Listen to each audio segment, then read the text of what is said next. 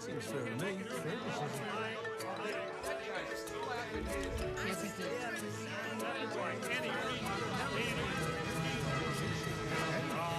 Well, if you don't know what fair is, you can't make it.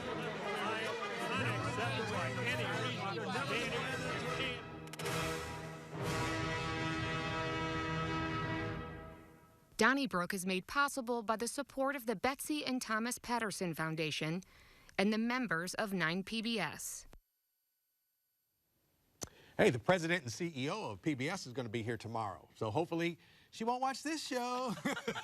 No. Welcome to St. Louis. A couple of guests tonight on Donnybrook. First of all, Andy Banker making his debut from Fox News. Thank you. Good to be here. Absolutely. Andy reminded me that we did day 2 of the St. Louis Rams draft on 101 ESPN, and it would be really cool to do a "Where Are They Now" story on that. I don't think they're still playing. I don't either. It's been some time ago. Oh, Wendy Wiese is with us from KTRS.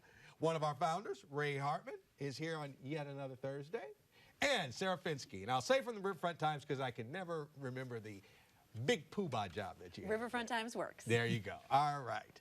Well, really kind of some disturbing news in North County Hazelwood School District. Janus School has been found to have radioactive waste all around it and in it. And it seems to me that somebody should have been aware of this a lot sooner than they did. Your thoughts, Sarah? I absolutely agree with you, Alvin. I mean, this school has been there since 1972. They found radioactive waste in Coldwater Creek in the 1980s. You'd think they would have been testing not just once, but they would have continued to test, knowing that we're dealing with water. Water can move these things around, and that there's a high potential these kids could be exposed to it. I don't understand how we got to this point of this being an emergency. We've got to yank the kids out of school because nobody saw this coming? Well, it's the biggest environmental scandal in this town in ever. I mean, I think that's without full stop. It's just the Coldwater Creek tragedy, which dates back 80 years to the Malincrot, when Malincrot was downtown and the Manhattan Project. And I thought the school, you know, I guess you could say, well, gee, the school district should have seen it. I think it's more, the testing has to be done by the feds. It's not something that anybody can get their test kit out. And FUSROP, the Army Corps of Engineers, has been so irresponsible and derelict about this. And I think it lays at their doorstep. If I thought that there was radioactivity anywhere near my house, I would go down and get a test strip, a Geiger counter, whatever was necessary to keep my family safe. I don't think you can just say it's all... But I also think there is a presumption on the part of the people who are of a certain age that they don't remember. There is no, you know, there is no life experience when it comes to the Manhattan Project and radioactive waste, even though generations are familiar with Coldwater Creek. And the fact that this is in a Coldwater, or the Coldwater Creek floodplain is really astonishing. But now the Army Corps has done testing out there before. They haven't tested inside the school. Right. And they found the levels were acceptable. Yeah. But now you have this other group, the Boston Chemical Group, that finds traces inside the school. High traces. High traces. And why weren't they testing in the school before But it may come down to whose results do you trust. I just want to see the Army Corps of Engineer folks, when they're doing this, drink some of it. You know, because, I mean, it's like when they say it's acceptable. It wouldn't be acceptable for their kids or their folks. And the problem with, I understand what your frustration, Alvin. This goes over, what is it, a lot of counties. I mean, the pollution, the contamination of this, you'd have to really lay this at everybody's doorstep in a giant area to say testing. Your Geiger counter isn't going to test this stuff. So it's the whole area up there has been contaminated. But we're talking about, I understand what you're saying, but I'm talking about Jana Elementary School, which is right there, and it just seems to me that... I understand your point, but I just think But this is going to impact the kids, so we can, let's assign blame later. Let's figure out who dropped the ball later. But what are we going to do with these kids post-pandemic? Okay, Metropolitan Sewer District has said they can't afford to do whatever. That just, I guess, came out earlier today. Who builds a new school? The taxpayers in Hazelwood? This is one of the issues in which you can't, the politicians, and this has been going on for a while, it's a bipartisan or nonpartisan problem. Josh Hawley and Cori Bush just came out at the same time with very good statements. And I hate to say that about Josh Hawley, but his statement and his letter he sent to the president was spot on, as was Cori Bush. I mean, this is a great frustration. Lacey Clay worked on this along with Ann Wagner. There's a lot of people that have been frustrated. And I tell you, the story is, it'd be one thing if the Department of Energy folks themselves were complicit. Everybody that was responsible for this is dead. I mean, this stuff happened in the 40s. And for some reason, there's this bureaucratic institutional resistance to do anything about it and to minimize it. And I don't understand. Go ahead, Andy. You couldn't have picked a worse place to build a school, right? Right. That happened. Like Wendy said, the ball has been dropped long ago, decades ago. I think the school was built in 1972 or opened in 1972. Now you got 375 kids going to school there. Not anymore. They're shutting the school. You got to figure out somewhere to go with them. They're going to have to do in-home learning again, virtual learning, back to the pandemic feel and age. Right. All over again until at least Thanksgiving, when they assign them to another school. What Ray brought up about Senator Hawley, the Republican, and Cori Bush, the Democrat, not just Republican Democrat, but far leaning in opposite directions, coming together on this, saying the federal government has to do it and they have to do it now. No messing around, no excuses, build them a school, find a solution. You left the mess in St. Louis. They did leave the mess, and it has been nothing but messing around. If this was in a more affluent part of town, I guarantee this would not still be here in 2022. It wouldn't have happened in a more affluent part of town. You're absolutely right. There are heroes out there like Don Chapman, Janelle Wright, many others, I don't know, that have been saying this to the federal government and to the state government, by the way. This goes back, and it crosses all administrations, federal and state. People have been saying the same thing. Seeing that, like, when school children are involved, we seem to sometimes actually take some action. Ethical Society of Police have endorsed a Republican? I'm kind of surprised. Ray, I mean, it's made up of mostly black police officers and administrative staff. It seems a little bit surprising to me that they would endorse a Republican candidate for county executive. It's real surprising. It took some guts. Lieutenant Rice, Ray Rice, was on my show talking about this, and what they like Mark Mantovani. They know him from when he ran as a Democrat. They've talked to him. They think, and I happen to think they're right, that that Mark Mantovani will will help the black community, and particularly black police officers, way more than Sam Page has. And when you look at the number of race, I know you don't want to talk about Page, but and they didn't talk a lot about Page, but it's clear that the number of racial discrimination suits he has, the fact that we all think Troy Doyle should be the police chief and it's not, all the stuff, this is a big issue, and I applaud them because, you know, they took a stand that isn't easy for an African-American group to take, given the history of the Republican Party, but they like Mark Mantovani, and they think he'll be a better county executive for them. On the heels of Steve Stanger, I think everybody was of the belief that Sam Page was going to be the new transparent county executive. That has not happened, and that was one of the things that the Ethical Society of Police, they say that they are demanding more transparency, and I think Mantovani will at least try to deliver. He'll try a little bit harder to deliver. It's interesting. St. Louis County, you know, they have these partisan labels, even though what they're doing is administering county government. And you see all sorts of interesting bipartisan things happening there. You could call it a model for the rest of the country, except that it's often very dysfunctional. So who knows? But I think, you know, the police union is making a good case, this black officers union, saying you can't take us for granted. Like, we don't like how you've been doing this. Right. We're going to show you that we are not going to stick with you just because you're Democrats. I don't know. I think there's something bold in that. But does it matter that Mark Mantovani is just recently a Republican?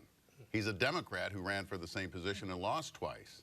So is the ESOP really spreading their wings and endorsing a Republican? I mean, he's only been a Republican for a couple of months officially. Well, I think those that are supporting him on the Republican side, just wait till the next lawsuit gets filed, okay? Or just wait till the next whatever hits the fan out there in the county, and ESOP shows up at everybody's doorstep with their hat in their hand saying, like, well, you know, we only wanted to really do this or do that. It's coming, and it's coming probably before Christmas. I don't, listen, Josh Hawley could show up at my door and tell me everything he's going to do for my house, build me a new house, whatever. All I say is like, Josh, no, thank you, man, because we just ain't, we don't see eye to eye. I would be wary, and I think it's instant gratification put in front of well thought out policy. The issues But in that's St. just Louis the County R. are. You're saying that just because he has an R. Sarah brought up something. Why do we have the D and the R There at the shouldn't local be. level? At the local level, How at the much county of a level. difference Exactly. is And that's there Mark's whole between point. these two guys? And this is, I wrote about this. Sam Page didn't even carry the Democrats on this county council. The two women of but color. that doesn't, Ray. Yes, it does. Ray, that He's means not. nothing. Alvin. No, it means everything. Andy's right. This is, whether it's the city or the county, it should be. And by the way, most cities and counties are nonpartisan. There's no reason for this to be partisan because the issues that separate them, with very few exceptions, are that affect county government and its operation have nothing to do with partisan politics. I'm the last person who supports a Republican. I mean, the Republicans are the party of insurgency at this point. That's not the point. In city and county politics, it doesn't, the labels don't apply. Well, I think it does because the backing is coming from the Republican Party, and they nominated him. And I think if you run for office with an R by it in some way, shape, or form, you are responsible for that. And I think that will come back and be a nuisance to ESOP in the least. Hey, Assistant U.S. Secretary of Commerce was here. Castillo, met her on Tuesday. Name drop. Actually, it was Wednesday. Time flies when you're meeting important people. Hanging with the cabinet, all right. Hobnobbing. But anyway, we're celebrating a $250 million grant that we landed through a challenge, Build Back Better, and the Biden administration. And most of that will be going to construction of an advanced manufacturing facility in North City. We got good news that I guess an Israeli-based company that makes lithium batteries is going to set up a factory in the Carondelet part of the city. And Crystal City is going to have a new, I guess, textile siding kind of plant. So, Sarah, are we turning a corner? Is this just kind of like a one-offs, or is St. Louis actually catching some national Traction. Yeah, traction. Boy, I sure hope we're turning a corner, right? I want us to turn a corner. And I feel like so many other cities have gotten so expensive that it's almost impossible for families to be able to get housing there and to make the quality of life that they want. We have a really good argument to be made here that land is still affordable, you can buy a house. You know, our prices have gone up, but they haven't gone up as astronomically as even some mid-sized cities. I feel like this is a good place for employers to locate. Kind of wonder that maybe we have to work on some of our quality of life issues if we want to retain people, but I'm feeling hopeful. Okay. It's unfortunate, honestly, because you're right. And I do think that we have had such a perception problem lately. And so it's what did you say in the green room? I mean, 2 steps forward, 4 steps backwards, or 1 step forward, 2 steps backwards. That at a time when we are turning a corner, we have this Janus story, which is intergalactic at this point. Yeah. I mean, they know about it in the Soviet Union. So we clearly have some work to do. But yes, things appear to be getting brighter. They got bigger radioactivity problems. Yeah, well, that's true, too. I covered the Israeli chemicals announcement, Israeli Chemicals Limited. They have the former Monsanto plant in the Carondelet area of South St. Louis.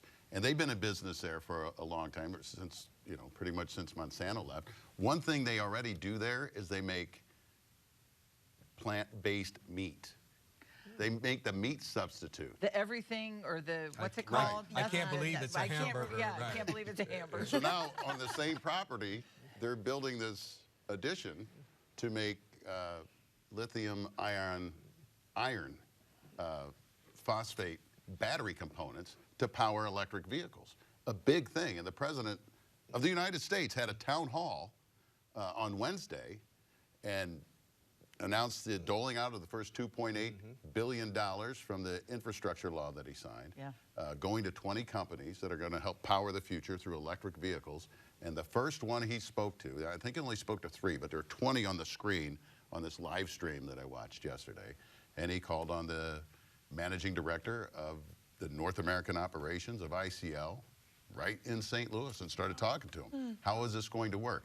So as I'm doing that, and I'm down there, I'm at the plant, I look across the street and I see another report I did earlier in the week on the River to Pear Greenway, which is a beautified section of the city along the big drainage ditch that we know is the River to Pear, right?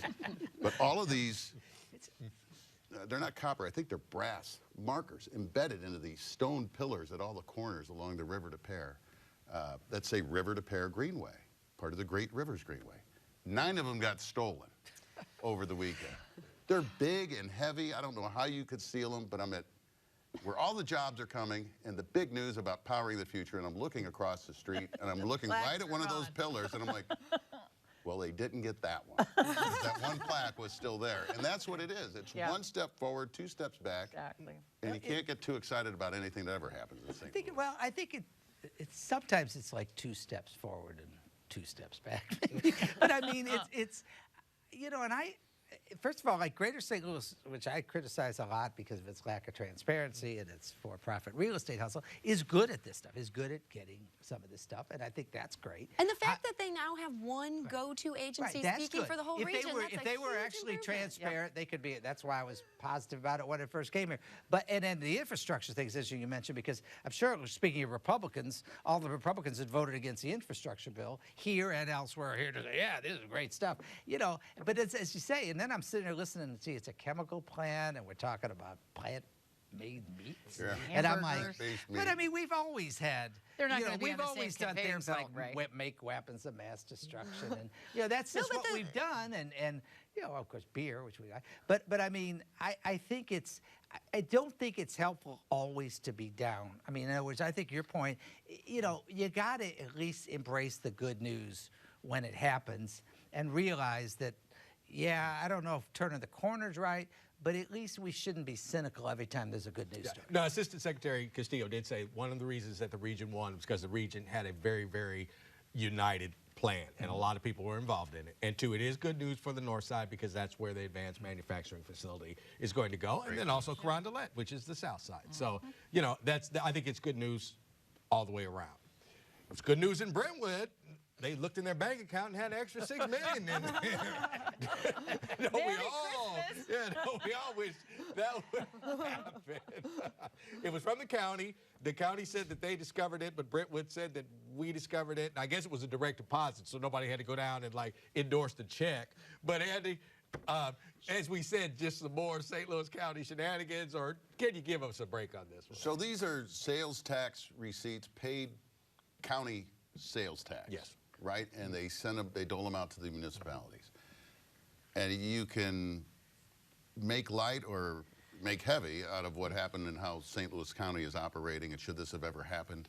They're looking for a typical month or 2 receipts in Brentwood, I guess, would be in the hundreds of thousands of dollars. They end up getting millions, right? For several months in a row. And this goes on, and Brentwood blows the whistle and alerts the county, and now the county's kind of figuring out what's going on. I don't really blame St. Louis County because there are 88 municipalities still in St. Louis County. So they have to figure this out every time we buy a Twinkie or whatever in St. Louis County, how much of that goes to these 88 different municipalities. I mean, it just seems like a recipe for disaster to me. I bet it's happened for years upon years. I think this is the first we're hearing about it. Who knows where the money really goes? I disagree because I'm sorry, but it's a computerized system. This involves the Department of Revenue. This is not somebody sitting there with a green eye shade, you know, doing some math.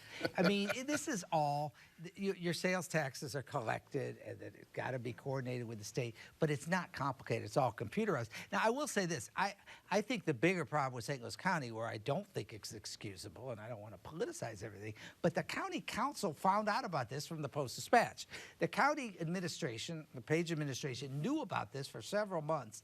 And a part of the problem here, and again, it's not partisan, is transparency. What you said is that they knew about it, and the county council wasn't even advised of this. And so you can argue that stuff happens. And one of the interesting stories is all the other municipalities are going, they're all freaking out. All 89 or whatever there are freaking out now because they don't know if they've been underpaid or overpaid. Some people are wondering where the $6 million went. You know, so I mean, it's a mess, but I think the lack of transparency has made it worse. But whether it is a computer error or not, Andy's absolutely right. You have, I mean, when I looked at the executive flow chart of this money, this 1% sales tax, 88 municipalities, unincorporated St. Louis County. You've got the retail giants like Brentwood or DePere or what have you.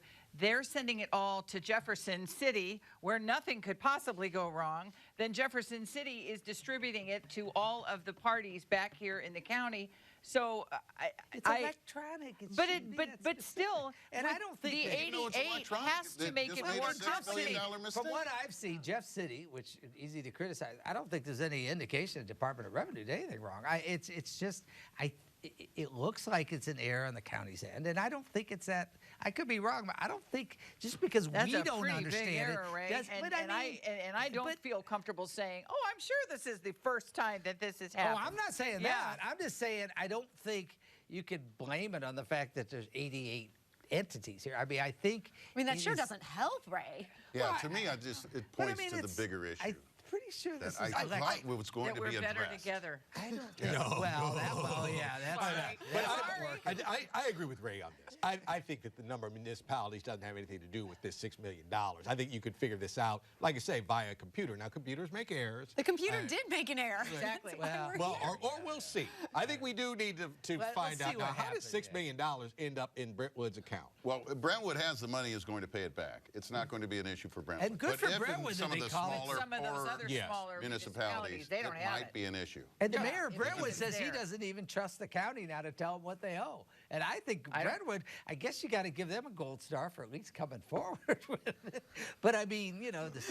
Oh yeah. Well, you're on borrowed time. Well, wait, no, I'm just saying they came forward after they found out, right? I'm sure whoever's got those bronze plaques and said like, if we knocked on their doors, they're like, oh, I thought they were free, right? They fell off. There are some municipalities into my arms, right? Okay, this ain't free. Spire wants to raise the rates in St. Louis a little bit, about 10%, almost 13% in Kansas City. Wendy, it's winter, it's cold, we don't have any money. How can they do this? I know, and it's an awful thing. But the natural gas reserves are at 3-year lows because of the last winter and the cold winter that we had last winter across the country. And apparently the natural gas was also used during the heat waves of the summertime. So it's happening all over the place. It isn't just Spire. And as much as I know I'm going to get a lot of hate mail at Channel 9, I'm willing to do it to stay warm because I can. And I know that there are a lot of wonderful organizations that will take care of Heat Up St. Louis. It will take care of those who cannot, I hope. Heat up Alvin. I mean, I think exorbitant. I'm ready. If they just come back and say, there's a lot of that going on. Have you looked at your grocery bill lately? Yeah, I mean, it's just, you know. But Wendy, does Spire have no profits that they could cut into in order to the rates lower? This is keeping the profits warm. I mean, this is keeping their bank account warm. And John Kaufman is an expert on this stuff. Told me because I always kind of defer to him. He says, no, this is outrageous. They're trying to increase their rate of their guaranteed. Did you hear the airline reports this afternoon? Yeah, but the airlines are all being gouged. The difference is these are public utilities, and they're unique. And the fact is they're always trying. They get a guaranteed rate of return. It's almost 10% now. They want it to be over 10. Even with inflation, not many companies are getting that, and they want it. You also have that pesky war in Ukraine that is. I know, but it's again, if this was need-based, based on Spire, it's going to increase their profitability at a time when people can't afford it, and I hope the Public Service Commission stands up to it. And there are also going to be like some public hearings. They've already started in Kansas City, and a lot of people turned out for it. Maybe President Biden can tap into the strategic natural gas reserves. Well, whatever. I always simplify things, and to me it just sounds like high gas prices, high food prices, high everything prices. And with the election looming, does this have an impact? Does this drive us to those economic issues more than the other issues that Democrats are running on? I don't think it does. I wrote about this at Ross. I think that, so first of all, a lot of people have already voted in a lot of places. And I don't think in a country that's so divided between blue and red silos, I don't think many minds are being changed one way or the other. So to your point, do I think Republicans are more influenced by it? Yeah, I do think they have an advantage on the economic issues. But I think that it's going to come, the elections are going to be determined by turnout. And it's just going to be a question of who gets their base out. And I don't think this is a base moving event. So I just don't think In our last minute here, our expansion MLS franchise announced some of the foods they're going to be selling on game day, and pork steaks are on the menu. Now, that doesn't seem very European to me. But it's very St. Louis. It's great. I love it. Matters. Good for them. Steve's It's St. hot Louis. dogs. It's St. Louis. Great. Hot dogs, These are yes. terrific St. Louis. cuts of meat. Give me a pork steak any day. Yes. I am now going to go to that soccer It's St. stadium. Louis. You were going before. I wasn't. We don't don't need care it about to be soccer. European. It needs to be St. No Louis. European. Okay, and then also kind of staying on the little sports topic here, Andy. Stan Kroenke's got to pay 2/3 of that settlement bill. $571 million of the $790 million paid to St. Louis in the NFL relocation settlement with the Rams going back to L.A. has to come out of Stan Kroenke's pocket. You think he's feeling it? I think he's feeling it. I think he's really feeling the other 31 owners stiffing him with most of that bill. Okay. Yeah, The money's already been And paid. the RFT had the headline of the week. Which was, real quick? Stan Kroenke loses a chunk of the money that he married into or something All right. like that. Okay. Paraphrasing. All right, let's go to the mailbag, as Martin used to say. The city spending $42 million on streets isn't going to do anything to lessen pedestrian and bicyclist accidents when many area drivers have little regard for stop signs, speed limits, or safety for other people using the roads. That from Larry Snowpack in Alton, Illinois. I really enjoyed Jacob Kern on the show. He was a refreshing point of view. I hope you have him on again. And that is from George in Fox Park. You can write to Donnybrook, care of 9 PBS, 3655 Olive Street, St. Louis, Missouri, 63108. Send us an email to donnybrook@9pbs.org or tweet at #DonnybrookSTL. You can call the comment line at 314-512-9094. And you can always catch us on that podcast, Spotify, TuneIn, Apple Play, and Google Play. Hey, thank you, Andy. First timer, did great. Sarah, you're here all the time. We look forward to seeing you again. Hey, Carol Bogert from Marshall Project is going to be on with Ray and Wendy on Donnybrook next up. Have a great week, and we will see you here next Thursday. Donnybrook is made possible by the support of the Betsy and Thomas Patterson Foundation and the members of 9 PBS.